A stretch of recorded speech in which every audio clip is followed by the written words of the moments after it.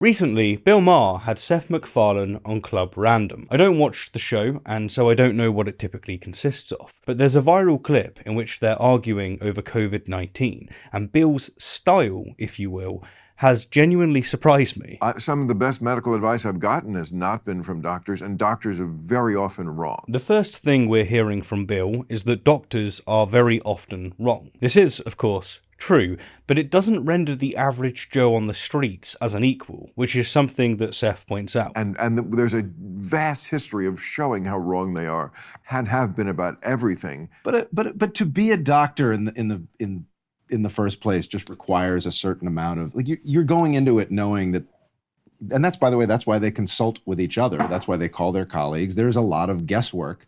But it's educated guesswork. Yes. If you're not a doctor, your guess is maybe not going to be as educated as someone who is. Now, whether or not you agree with either of them is beyond the point, and this goes for the whole video. What we're focusing on is how they respond to one another. And so, let's keep track of the dialectic. Bill has said that doctors often get things wrong, and Seth has responded by saying that while this is true, it's still the case that doctors are the best people to make these decisions. But then why are doctors wrong about so much? Well, they're right about a lot too. But very often people who aren't doctors have been righter about things. I wonder, what's this meant to prove? Is it that epidemiologists are equivalent to the average citizen when it comes to making educated guesses about new and unprecedented viral threats? Like what would be an example of that? I would think this country did not allow for natural immunity to be considered. And I know this is a subject dear to your heart. Yes. Like, even if you had the disease, you still had to get a vaccine. That's powerful, stupid. They don't do that in Europe.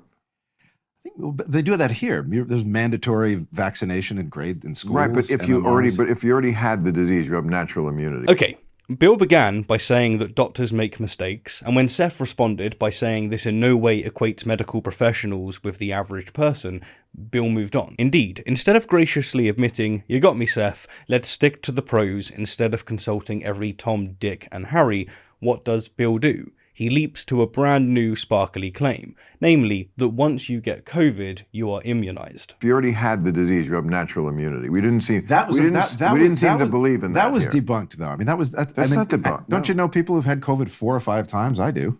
That's not natural immunity. There's no immunity there. You've had COVID 5 times. Probably because you had too many vaccines. Right. Back to the dialectic. Bill claimed that once you've had COVID, you can't have it again. You're immune. And to deal with Seth calmly pointing out that this is demonstrably false, Bill has said that the reason people have gotten COVID several times is because they've had too many vaccines. Probably because you had too many vaccines. What? You see what I mean? This is a disaster. I didn't have COVID. Did the vaccine gave you COVID? Well, that's certainly nothing unscientific about the fact that the vaccine, which does weaken you in order to strengthen you. So as do all vaccines. Exactly. Yeah. But while you're in a weakened state, yes, that's why so many people like me got it, did not have it while the thing was raging and I was taking zero precautions, because I was never that afraid of it. But that's anecdotal. Like, I've had every booster there is to anecdotal have. What are we watching? To respond to Seth asking if he really thinks the vaccine caused him to catch the actual virus, Bill has given us the correlation between him only catching the disease after he received the jab. And boom, just like that, Seth spells out that this is nothing more than an anecdote. Yeah. And I have never had COVID. I get a flu shot once a year. I haven't had the flu in 20 years. Right. Well, I haven't either, and I don't get a flu shot. Okay, so this is all anecdotal. Right. You see that bottle next to Bill. How much of it do you think he's had? He's relied on a personal anecdote rather than data to make a point, and in response to Seth illustrating the absurdity of this by applying the logic to the flu, Bill hasn't said, "Good point, I will stop relying on this basic fallacy." No, he's given an opposing personal anecdote to Seth, which simply highlights Seth's point. But you know the difference between anecdotal and statistical. I do. And statistically, you still have a 90% better chance of not being hospitalized, not dying if you're vaccinated. Okay, but that's assuming all people are alike, and that is one of the giant fallacies in your way of thinking. We are not all alike. Whoa, hold the phone. Seth never said that we're all a cookie-cutter copy of each other. He's speaking broadly to make the point. But Bill knows this, surely. Yes, I would recommend and have recommended the COVID vaccine for the high-risk people. Like if you're 90 or fat, get it. Absolutely. You need it. Some people don't. But you had Djokovic didn't need it. But you had Aaron Rodgers didn't need it. But you had something like 1,900 kids who died of COVID during the pandemic. No, I don't think that's right. Bill confidently says that it's not correct to say that 1,900 children have died of COVID, but the statistics are more on Seth's side. Over 17,400 children have died due to the disease, and as for the US, at least 1,289 children have met their end at its hands. How many of them died from the vaccine? None. The New York... And the thinking there is that, well, probably most kids are not going to die from COVID, so why bother with the vaccine? Because it's only going to be a few hundred kids, right? I don't know how many kids died. That seems very high to me. This I know at one point the New York Times grossly, talking about misinformation, they had to apologize. They got it completely wrong. She reported something like 900,000 children have been hospitalized, and it was like 63,000. Okay, Seth emphasised that no children have died from the vaccine, and Bill's riposte is that there was a mistaken report on child deaths. Seriously, what's in his drink? Is it pure vaccine? So maybe those facts should be checked. Papers can get it wrong, and they print retractions, And also, and you know this. But also, with COVID or from COVID, did 1,900 children die with COVID? Yes, it's a whole different story. And as soon as Seth points out that sometimes institutions make mistakes and have to publish corrections, Bill has moved the conversation on again, this time to with COVID or from COVID. There's a lot to be said here, but I'll keep it brief. When I watched my dad die of COVID, it was because his cancer made him vulnerable to the virus. Now, would Bill put my dad's death down due to him simply dying with the disease, as opposed to him dying from the disease? I'm going to assume he'd go with, but by this logic, no one really dies from, say, the flu, do they? Since we can attribute the death to whatever made the victim vulnerable enough for the flu to finish the job. Back to the exchange, notice that Bill is simply moving on to the next point as soon as Seth offers an objection. It takes 7 million people worldwide. 7 million people worldwide who died from COVID. Like, if even just a fraction of that is, and it's probably a larger fraction who died of COVID than who died with COVID. If even just a fraction of that is, that's still a lot of fucking people. That's a lot of fucking people. Yes, but what? Okay, That's some people, 7 million people. Things are, and you cannot prevent that. Because I don't watch Bill, I genuinely don't know the answer to this question. But is he always like this?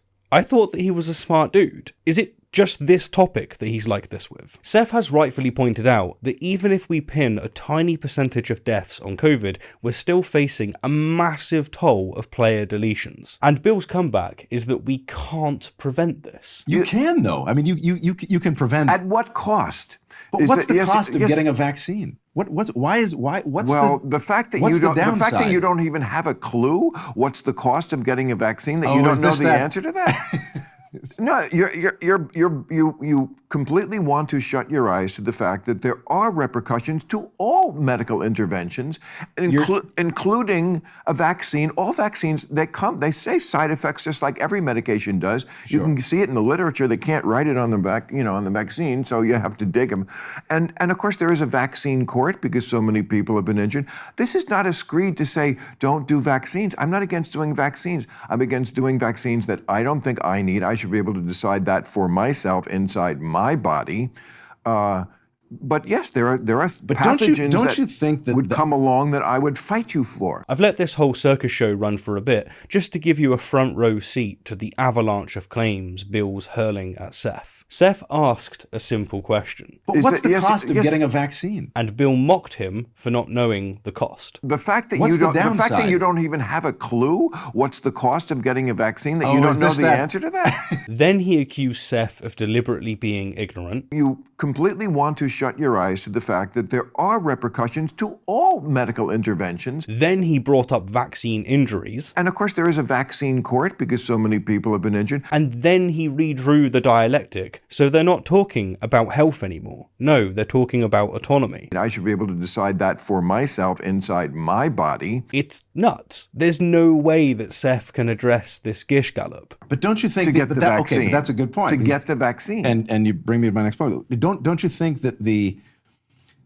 the vitriol and the just the aggression towards that the anti-vaccination movement, the way it souped itself up during all this, that the next time there is a pandemic, our public health system is so weakened. Yes, it's exactly, so weakened. because of them and their fucking misinformation that made people skeptical. The fact that that's Trump. everybody came out and said, if you get the vaccine, you cannot get the disease, and then of course that was wrong. And if you get the vaccine, you can't transmit it. But and they were that was learning wrong. right alongside us. I understand. They're not. You just said yourself, doctors are often wrong. They Right. are, especially when they're researching a brand new disease. And I am not blaming them for it. I'm just saying that's why there shouldn't be the science. There's no the in science. That's what you want. You want just to be the one true opinion. That's not true. Right, so Seth expressed concern with how society has become so dismissive of medical expertise,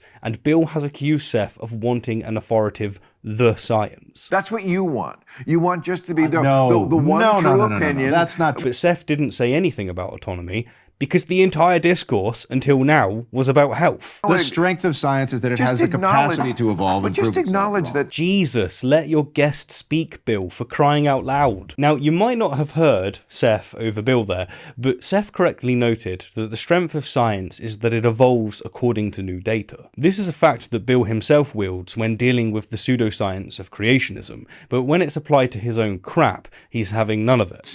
That vaccines have ill effects on some people. They do, of again, course they do. anecdotally. But statistically, it's here and it's here.